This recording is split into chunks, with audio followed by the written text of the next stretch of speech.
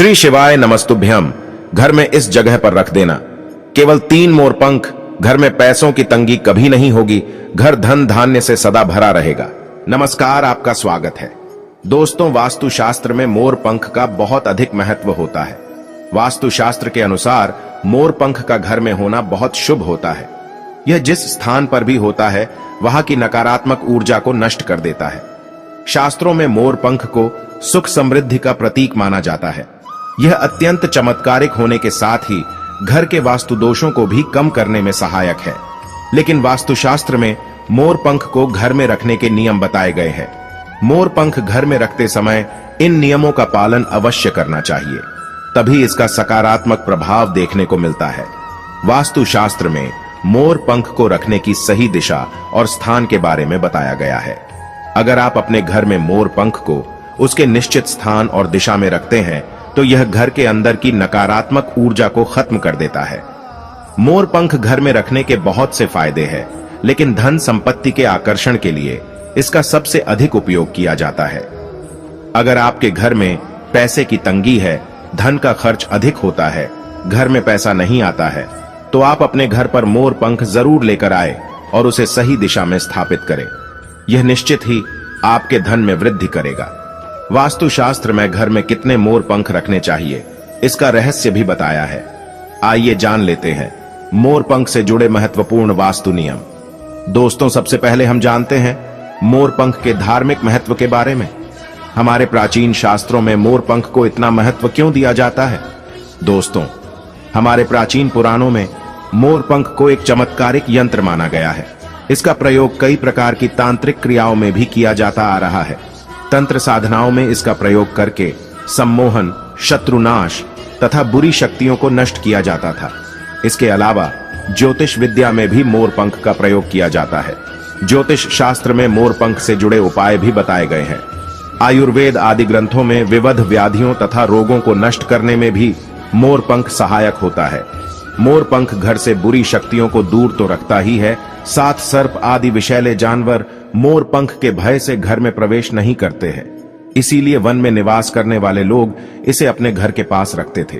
मोर से जुड़ी पुराणों में कई कथाएं लिखी हुई है। पक्षी शास्त्र में मोर से जुड़ी एक कथा का वर्णन मिलता है। प्राचीन युग में संध्या नाम का एक असुर हुआ करता था। वह बहुत ही शक्तिशाली और बड़ा तपस्वी था। गुरु शुक्राचार्य से विद्या प्राप्त करके संध्या नाम का असुर देवताओं को अपना शत्रु मानने लगा था। उसने ब्रह्मदेव और भगवान शिव से वरदान प्राप्त किया और बहुत अधिक शक्तिशाली बन गया। उसके बाद उसने स्वर्ग पर आक्रमण किया और कई देवताओं को बंदी बना लिया। लेकिन उस असुर को पराजित करने के लिए देवताओं ने एक योजना बनाई और उसके लिए उन्होंने मोर की सहायता ली। सभी देवता और 9 ग्रह मोर के पंखों में विराजित हो गए, जिससे मोर बहुत ही अधिक शक्तिशाली बन गया और विशालकाय रूप धारण करके उस मोर ने संध्या असुर पर आक्रमण कर दिया। इस युद्ध में संध्या असुर का वध हो गया और देवताओं को उनका आधिपत्य फिर से प्राप्त हुआ। सभी देवताओं ने मोर की प्रशंसा की और उसे भी पूजनीय होने का वरदान दे दिया। तभी से मोर को बहुत ही पवित्र माना जाता है। जिस स्थान पर भी मोर पंख होता है वहां पर 9 ग्रहों का अशुभ प्रभाव नहीं पड़ता है। दोस्तों, केवल ऋषि मुनि और देवता ही नहीं, बल्कि भगवान श्री कृष्ण भी मोर की प्रशंसा करते हैं। भगवान श्री कृष्ण ने मोर की श्रेष्ठता का वर्णन किया है और उन्होंने मोर के पंख को अपने मुकुट में धारण करके मोर के श्रेष्ठ होने का प्रमाण भी दिया है। मोर पंख के बिना भगवान श्री कृष्ण कहीं पर भी नहीं जाते हैं। श्री कृष्ण कहते हैं, मोर शांति और प्रेम का प्रतीक है। मोर सुख समृद्धि का भी प्रतीक है। मोर का पंख मनुष्य की हर प्रकार की नकारात्मक शक्ति से रक्षा करता है। दोस्तों, मोर को विविध देवी देवताओं के प्रतीक के रूप में पुराणों में दिखाया गया है। मां लक्ष्मी, देवी सरस्वती, भगवान श्री गणेश, भगवान कार्तिकेय जी, ऐसे अनेक देवी देवताओं का संबंध मोर से जोड़कर दिखाया जाता है। मां लक्ष्मी धन संपत्ति ऐश्वर्य प्रदान करने वाली देवी है। मां लक्ष्मी को मोर पंख अत्यंत प्रिय है। मां लक्ष्मी के पास मोर पंख रखने से माता प्रसन्न होती है। माता सरस्वती का वाहन मोर है, इसीलिए विद्यार्थियों को अपने पास मोर पंख अवश्य रखना चाहिए। यदि आप घर में बांसुरी में मोर पंख डालकर अपने घर में रखते हैं तो इससे परिवार में सुख शांति का वातावरण निर्माण होता है। दोस्तों, हमारा घर एक मंदिर की तरह होता है। अगर इसमें रहने वाले सदस्य रोज आपस में झगड़ा करने लगे तो यह मंदिर कम, युद्ध का मैदान अधिक लगने लगता है। घर में क्लेश और झगड़े होने के कई कारण हो सकते हैं, लेकिन सबसे बड़ा कारण होता है घर में नकारात्मक ऊर्जा का प्रवेश करना। लेकिन हमारे घर में यह नकारात्मक ऊर्जा आखिर कहां से प्रवेश करती है और इस नकारात्मक ऊर्जा को दूर करने के लिए कौन से उपाय करने चाहिए? वास्तुशास्त्र के अनुसार प्रत्येक घर में नकारात्मक ऊर्जा फैलाने वाली चीजें मौजूद होती है। इन वस्तुओं के बिना हमारा घर चल नहीं पाता है। इन वस्तुओं को तो हम घर से बाहर नहीं निकाल सकते हैं, लेकिन उस नकारात्मक ऊर्जा को अवश्य बाहर निकाल सकते हैं। इसके लिए हमें मोर पंख का प्रयोग करना चाहिए। आप मोर पंख ले और उसे अपने घर के मुख्य द्वार के पास हवा में जोर जोर से हिलाए। इससे आपके घर के अंदर की नकारात्मक ऊर्जा आपके घर से बाहर चली जाएगी। अगर आप रोज सुबह ऐसा करते हैं तो आपके घर के अंदर की संपूर्ण नकारात्मक ऊर्जा धीरे धीरे समाप्त हो जाएगी और आपके घर में सकारात्मक वातावरण का निर्माण होगा। इसी बात को ध्यान रखते हुए आज हम आपको बताएंगे कि घर में वो कौन सी 3 जगह है जहां पर आपको मोर पंख जरूर रखना चाहिए, और इन जगहों पर अगर आप मोर पंख रख देते हैं तो आपके घर में भी सबसे अधिक सकारात्मक ऊर्जा बनी रहेंगी। सबसे पहली बात, घर से नकारात्मक ऊर्जा को दूर करने के लिए अगर घर में नकारात्मक ऊर्जा है और परिवार के सदस्यों की तरक्की में अड़चने निर्माण हो रही है, तो आप अपने मुख्य द्वार के ऊपर गणेश जी की प्रतिमा रखें और प्रतिमा की दोनों ओर मोर पंख अवश्य रखें। इससे आपके घर में किसी भी प्रकार की नकारात्मक ऊर्जा प्रवेश नहीं कर पाएगी। यदि आपका मुख्य द्वार वास्तुशास्त्र के नियमों के विरुद्ध है तो आप मुख्य द्वार पर मोर पंख अवश्य रखें। इससे वास्तु दोष समाप्त हो जाएंगे। दूसरी बात, ग्रहों के दुष्प्रभाव से बचने के लिए अगर घर के सदस्यों पर ग्रहों का दुष्प्रभाव है अथवा ग्रहों की स्थिति खराब चल रही है तो मोर पंख ले और उस पर गंगा जल अथवा शुद्ध जल का छिड़काव करें। फिर इसे ऐसे स्थान पर रख दे जहां पर यह किसी को दिखाई न दे। इससे गृह शांत होने में मदद मिलती है।